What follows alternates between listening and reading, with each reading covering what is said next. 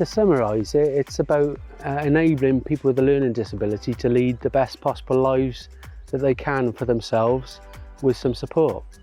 So a learning disability strategy for North Wales for people with learning disabilities was created a few years back, and our transformation team was put in place to enable all the goals that were listed in the strategy. So they looked at areas like living in your own place, feeling safe, having friends, having meaningful roles in life.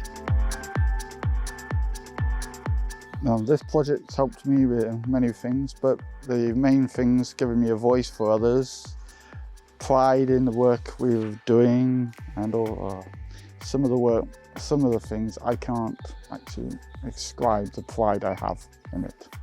There is so many people out there that have done so much work with this, especially through COVID, and kept it going. And people have really needed this co-production and being a part of everything.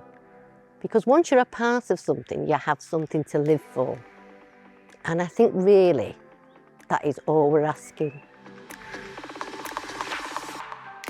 I think that the impact on staff has been great, because what we do is we use an approach called co-production, which means that we design services and solutions with people with learning disabilities.